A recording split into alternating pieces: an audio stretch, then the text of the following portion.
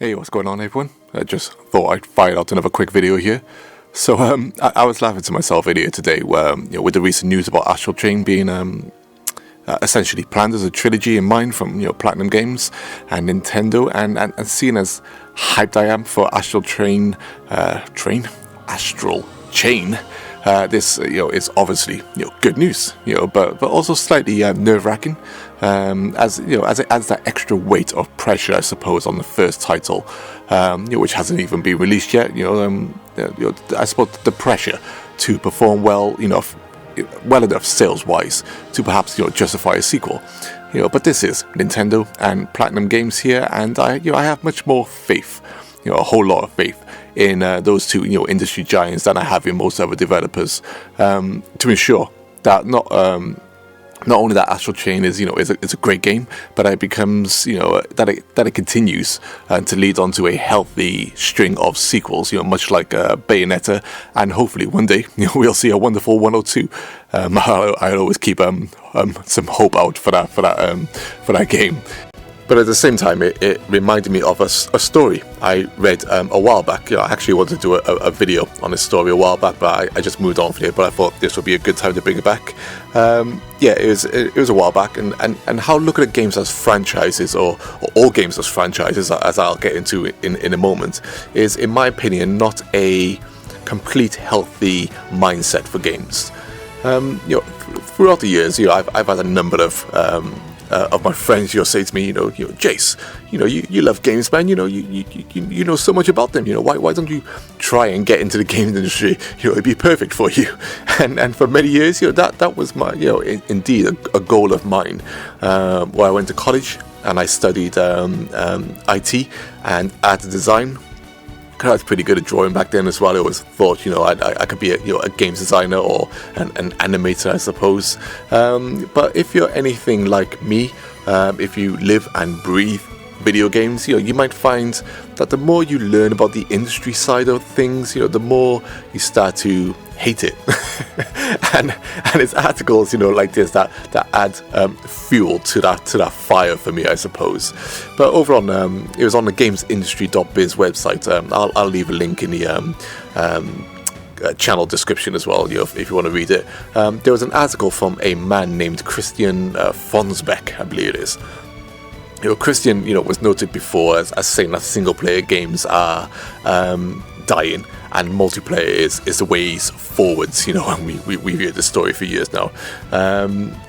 But let me quote what part of what he says in his article, which I wrote down here. So he says, single-player games are tough.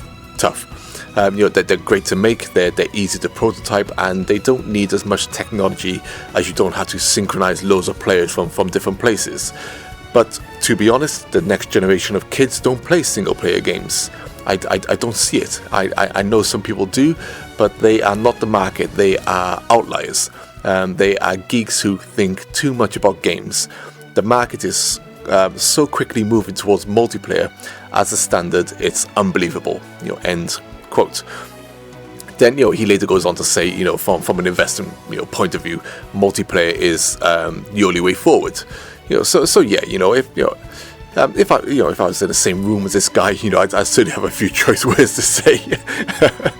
Then I suppose we come to this article again where he chirps on about how making a standalone title is essentially a waste of time, or perhaps too risky, and should essentially never be part of the initial design. Stating that this risk will scare both investors and publishers away, and those investors and publishers know it, which is basically him trying to say this is exactly how they think. This is one of the most harmful aspects of modern gaming, I feel, where you see the investors, these freaking investors putting all the strings to the point where the content creators are forced to restrict themselves on the content they would essentially like to make. I feel everything is it's always about money, isn't it?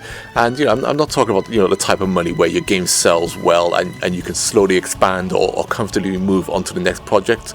This is the type of money where if something isn't making obscene amounts of cash from the get-go, or if something isn't guaranteed to make obscene amounts of cash from the get-go, mostly to ensure that the investors get their returns, then they view it as the project being essentially not worth looking at to them. These are the investors who can who I can categorically tell you have virtually no interest in video games outside of the money they can make. So the investor side of these investors in quotations is very one-sided and one-directional. Basically saying I don't care what your business does, I only care if it makes money for me. Then developers and creators are essentially, I suppose, strangled and told to make something different or incorporate something that goes against their design philosophy, or urged to create something unique if these investors demand it, I suppose. So the way I view it, in this man's eyes, creating a standalone experience offers these investors nothing. Because there will supposedly be little chance of that game continuing or feeding into sequels, which will mean there will be less chance to sell additional merchandise or supposedly less chance to continue expanding on that initial world you have created if you don't go into it thinking and not just thinking, but design it in such a way that it should immediately line itself up for a sequel.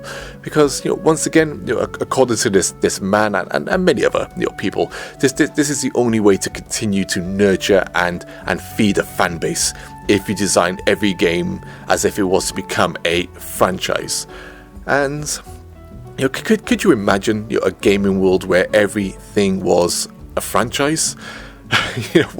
What a sad, boring, and unimaginative and probably tragic mess that would be, where individual projects, individual works of art cease to exist.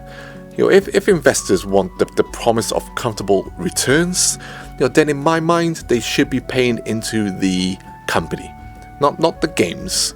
Paying into the company as if the company is good and ultimately have a track record of being good, then they'll keep on producing compelling software of all kinds that will suit their target audience and naturally bring the returns they desire. And even if one project fails to take off due to potentially unforeseen market conditions, or even attempting to create a new market by attempting something new, that doesn't mean you abandon this company. If anything, you salute their efforts at wanting to do something new and continue to be invested, knowing from track records that this is the way of not just the company but the way of the world. And you can look at companies, like I always talk about that game company with Journey and Flower, or Supergiant Games when they created Bastion and Transistor. Some games, I suppose, naturally become franchises over time, whilst others don't, and those that don't, just like the franchises, have as much chance of being a successful both commercially and critically as they do ultimately failing both commercially and critically.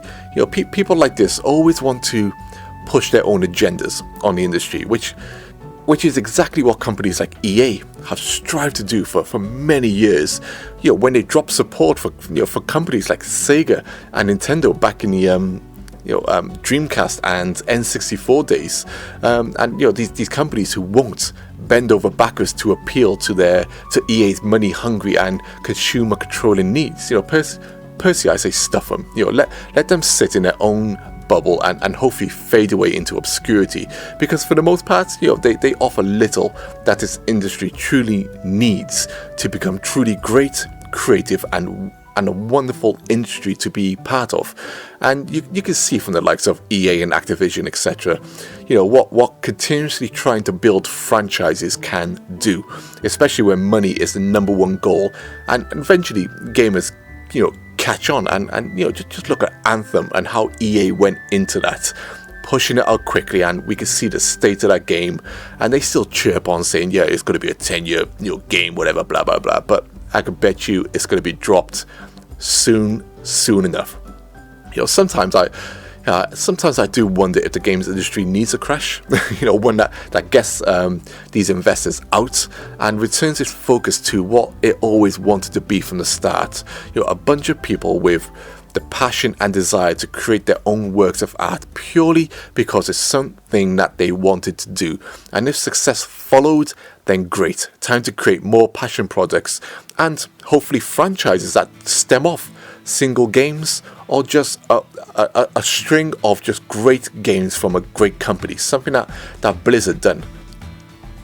I suppose at the same time, we have games with universes that you can see great potential in, for them to expand, and certainly Astral Chain looks to be one of those universes, which is fine. There's nothing wrong with that. I hope it achieves it, but let's take note of those one-off games that create fantastic, original, and compelling experiences that do sell well and get remembered as the fantastic must-play games that they are.